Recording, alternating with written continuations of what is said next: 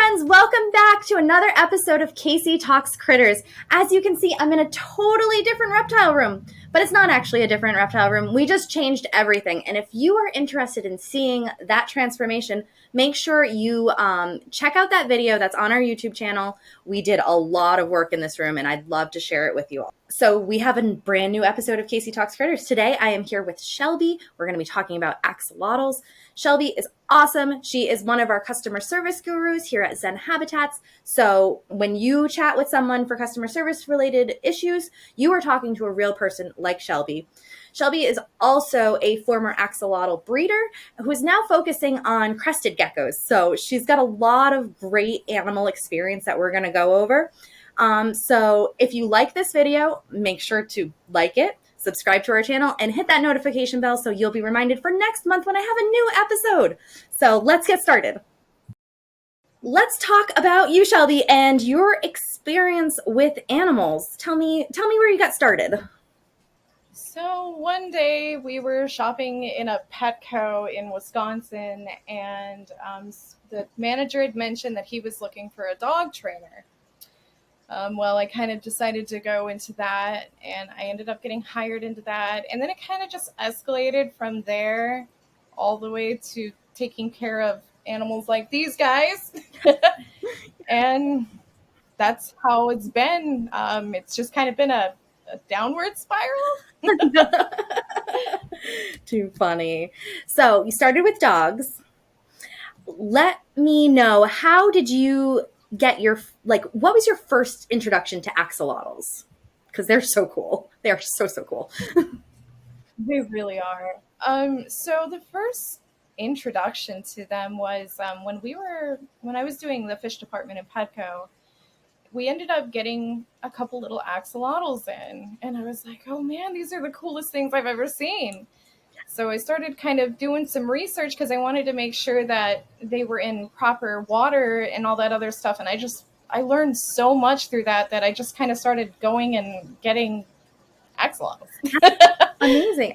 They are such cool little critters. Like for me, my experience, or the first thing that I did, the internet is what got me in love with them. Like, I don't know, quite a few years ago, I was like, oh my God, they're living Pokemon. They're so cute. So when I was in vet tech school, we all had to do a project on an exotic pet, and I chose axolotl. So I did this like stupid long report just on axolotls and their husbandry and all of that. And then since then, I was obsessed, and I currently have 4 of them myself. I know you had quite a lot more than 4 at one time. Yeah. Yeah. I had like 100. Oh my goodness. I don't even remember. Oh, wow. That is so much. I mean, like, you are an axolotl expert with your breeding, the quantities, and you also moderate a very popular Facebook group, which is awesome. And so you're helping other people in the axolotl community have the right information, do the right husbandry, and make sure that these awesome critters are living their best lives. So kudos to you. It's awesome. I love it. Absolutely. So tell me about these first axolotls, or your first one that you brought home. I want to hear all about it. So before axolotls, I was breeding bettas. Oh. I used to breed a lot of the more exotic ones that I would get them imported in from Indonesia and places like that. And I would breed them and then go to shows. Nice. Well, we went to a show, and there was a vendor next to us who had axolotls. And my fiance was like, we need to get one. So we ended up with this little melanoid. She had like no front arms, but the vendor was like, oh, they'll grow back. And I'm like, oh, okay, as long as they'll grow back. And we named her Burrito. That's cute. And we still have her today. She's still here. She's been around for about 4 or 5 years now. That's awesome. That is so cool. We can get into a little bit about a little more into their husbandry. So my first question is, are they tricky to establish, and what methods do you find useful when bringing home a new axolotl? So axolotls can be tricky for new keepers, especially someone who doesn't have any fish experience per se, like a freshwater aquatic stuff. because you need to have a cycled tank for these guys, and it has to be a certain amount of water parameters. I mean, there's a lot of work that can go into it. They have to have cold temperatures. People suggest chillers. However, I've always taken a different route, and I've just put an AC unit right next to their water, so it works for me. Yeah.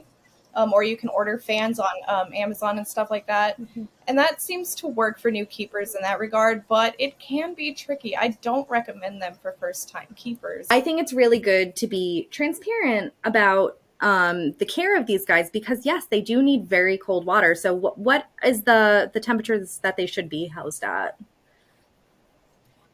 So a lot of people have varying opinions on it.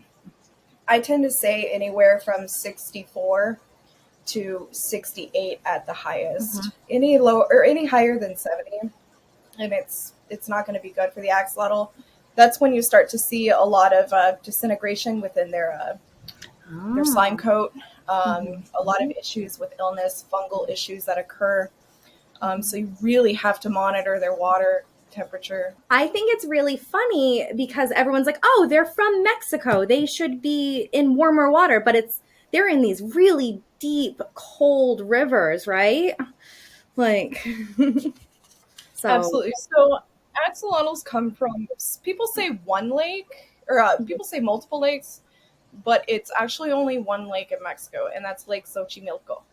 Yes. Now, with that lake, it is deep enough to be able to have the cold water go to the bottom. And because axolotls are bottom dwellers, that's why you see that temperature difference. Mm-hmm. And that's what people don't understand. They're like, oh, it's Mexico, it's really hot. And it's like, no, not in the water. No, it's pretty chilly down there for these guys, and they love it. So do you think that axolotls, I mean, they're already a pretty big pet. I see them everywhere on the internet. Do you think they're going to be bigger than what they are now? So because of Minecraft, I have seen an uptick, especially in children who want them. When I do Ven shows and did have my axolotls at the shows, I would get a lot of questions from children and stuff like that. So I think with the explosion of that, yes. Mm-hmm.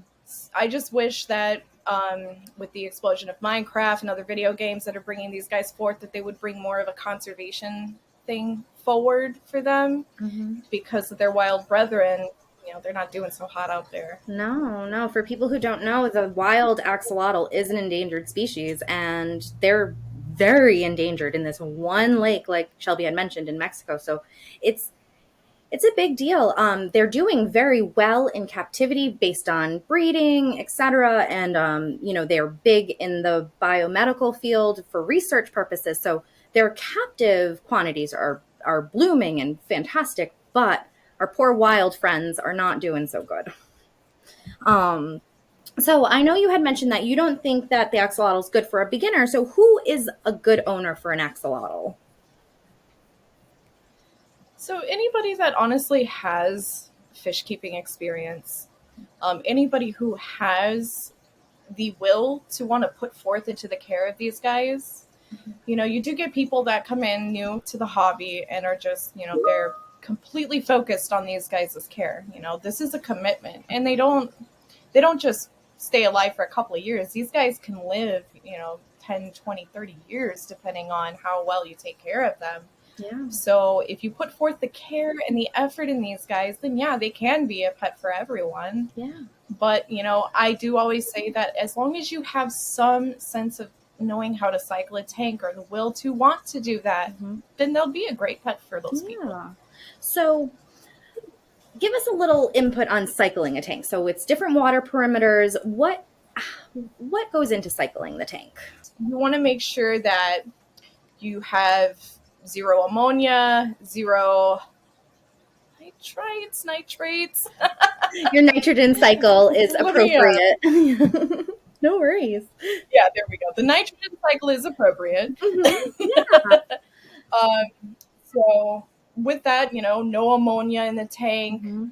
Making sure you have proper filtration. I've always been a big fan of over filtration for these guys because they do have such a massive bio load. These guys will, how do I put this politely? They're poop machines. They are. and they definitely need high up filtration. Absolutely. Canisters are something that I highly recommend. Mm-hmm. Oxygenating the water so that your pH levels are always stable, because that's another thing that people miss, is that pH levels with these guys need to be anywhere between like 7.5, and I do the higher end at 8. Okay. And a lot of people will have issues with that. Their models will become a bit anemic, stuff like that. So a lot of that, yeah. Yeah, no, they're very fragile little beings for sure. It's because you're taking care of essentially a salamander that lives in the water. So it's like a juvenile salamander that never grows up. What is the term for that again? I can't remember. There's a term. Neotenic. I can't ever pronounce it right. There you go. We're going to have to throw it up on the screen in like letters so that we know what it is. Right.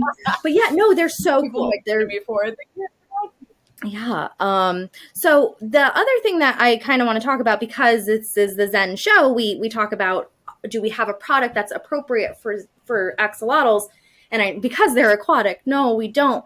But maybe this is an opportunity that we can kind of talk about morphed axolotls and what happens to the ones that do lose their gills and become terrestrial salamanders. Yes. So as of lately, this, I want to say, started a couple of years ago. There was a breakthrough in a way of where these axolotls were morphing due to their genetics. Now, everybody knows, or at least a lot of people do know, who are keepers and stuff, know that axolotls are not pure. They're made from, they have some tiger salamander DNA in them. Mm-hmm.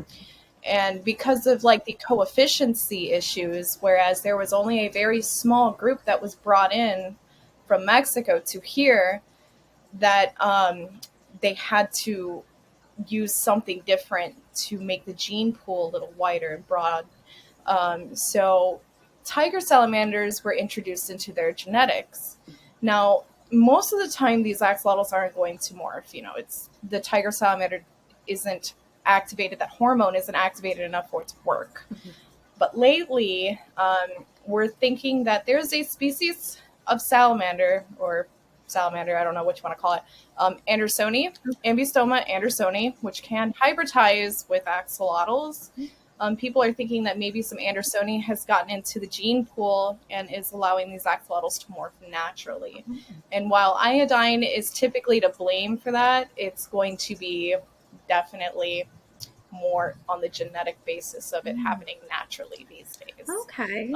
Iodine, the fatality rate on that, it's almost 100%. The ones that morph naturally, they're going to live a very long time. They're going to live their normal lifespan. It's not going to affect them as long as there's proper husbandry. Mm-hmm. And then with that, a lot of our products would actually be good for these guys. Our 4x2x2 PVCs with a bio basin and doing a nice little setup. I know you had something with Ming, mm-hmm. where you had a pool that you put in there and stuff, in that little tank. Yeah. Perfect for a morph. I know. I would love and thrive. I do love salamanders. Terrestrial salamanders are so cool, but like axolotls are just amazing. I love the aquatic buddies. So basically, you're saying, were people purposefully morphing their axolotls with iodine? Is that what was happening? So a lot of the times, like especially with like scientists who were researching them for medical purposes and such, would introduce iodine to show them morphing, and to kind of study that, because they want to learn more about their regenerative abilities, and morphing is kind of a part of that. Yes. So, I mean, I'm sure that there's a couple of weirdos out there who have tried it, but so most of the time, unless you're a scientist, yes, it's not going to work. So we 100% are not for you to go out and try to morph your axolotl. Let them be axolotls in their tanks. They're fine. But if you do have one that just genetically morphs, then, you just have to make sure that you're ready to provide a terrestrial habitat for your new terrestrial salamander. So let's talk about some questions from our fans. So the top one is, what do axolotls eat? Because they're not a fish. And, I think of feeding, other salamanders, lots of like crickets and stuff like that. What about these guys?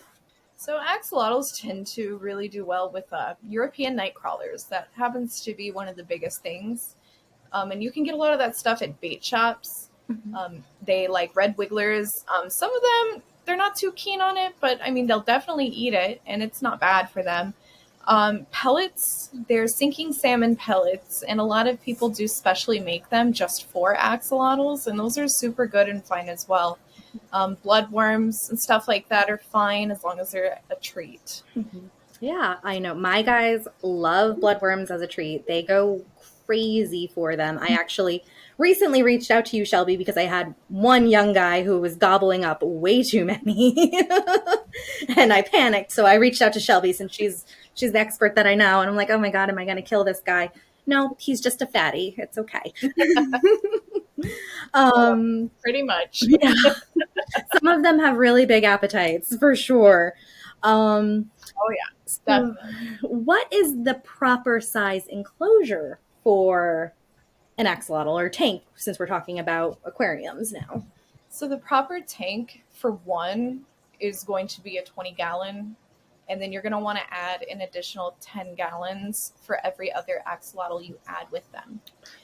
However, bigger is always better. We always suggest getting bigger, but that's the minimum requirement. Yeah. Here in the office, we did have our axolotl in a 20-gallon long, but he's a big guy, and I gave him a 40-gallon because I think he deserves it. I bet he loves it. Yeah. And then my axolotls at home, I have 3 of them in 120 gallons. So they definitely have the space that they need. Yeah. No, that's awesome. That's pretty awesome. What's some other things? So we talked about, one of the questions was how old or how long do they live? And you kind of went over that. They can live extraordinary long time if they're cared for well. Is there any other weird little axolotl facts that you want to share with me? Oh, here's one. So a lot of people have seen the split colored axolotls. Yes. Yes. And there's actually a difference. Some people will call them chimera. Now, the thing is, they're not chimeras because chimera is a man-made thing. Split mosaics are a natural occurring thing. So when they are born and they have that like black and white, black on one side, white on the other, that is completely natural. And it's super cool, especially to see them in person. Yeah. Oh, I've never seen one in person, but that's a dream for sure. I'm not collecting the rainbow, but like I have a wild type, an albino, a melanoid, and a leucistic, and I'm like, I need like a mosaic now, to just cap it off. Yeah. Oh yeah. They're gorgeous. Yeah. I've definitely had my rainbow. Axolotl genetics are super important, as well as keeping track of lineage of them, because how small their gene pool actually is, to help them in the pet trait from fatal genetics such as short toe syndrome, which is pretty nasty. We've definitely helped some people with that, and it's really sad. Yes, but this can be completely avoided if people will just keep track of where their animals come from, especially with axolotls. So this short-toed syndrome it's because of inbreeding? Is that what happens? Short-toe syndrome is a lethal gene that is a recessive. So some of them carry it and don't show visual signs of it. But then you have some within the clutch that show the visual signs. And sometimes it's really hard to tell until they're older. So then you get this axolotl who looks kind of okay, maybe a little funny when he's little. And then he grows up and he just looks like a giant balloon when he's older. Yeah. Oh, I have seen that. Funny. Yeah. Oh, wow. So, okay. I think we went over some really great things about axolotls. Now, I want to talk to you about some more like personal things about your career and advice that you'd have for others. So, my first question is, what advice would you give someone wanting to pursue a career similar to yours? Or maybe we'll focus specifically on axolotl breeding.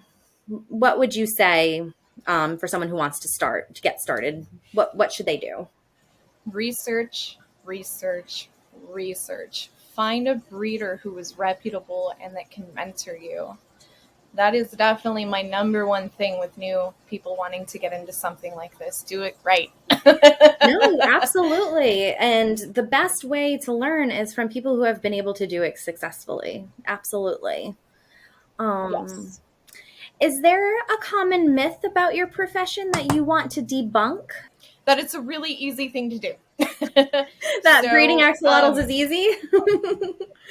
Yeah. A lot of people will sit there and say, oh, you just breed axolotls. Okay. And it's like, oh, yes and no. So it's easy to start it, but then the work comes after that. Well, you have to remember these critters are laying like 400 to 600 eggs at a time, and then you have 400 to 600 tiny little baby axolotls that you need to take care of until they're big enough for you to actually. Yeah, that's a ton of work. Absolutely. Yep. And it's water changes twice a day. It's feeding live foods because babies won't accept anything but alive foods. So you have to culture your own live food. It's tedious. That's a lot of work. I definitely respect a lot of people who do it. No, definitely. That's a lot of work. Okay. What do you think the biggest challenge you're facing in your current projects, and how are you tackling them right now? Having patience, honestly. Waiting for my grow outs to grow out, and I'm like, why won't you just grow? I know. So patience for me. Yeah. Oh, no, I'm one of those people that's like, I want it done and I want it done now. Well, yeah, especially when you're dealing with like live animals. Like, I know you can't rush nature, but you're just like, just grow up, please. Nope. Right. Please. I think we went over a lot of great stuff about axolotls. I think we covered some interesting points that needed to be touched upon. So that's really great. And I hope that you enjoyed being on the show talking with me, and that, we answered all of our fans' questions about axolotls. Again, big thank you for joining me, and thank you all for watching. And again, if you enjoyed this, please like this video and subscribe to our channel. Hit the notification bell, because every month I'm bringing you another animal expert, and we're going to focus on one specific species to talk about. So stick around for next month's episode, and we'll see you then.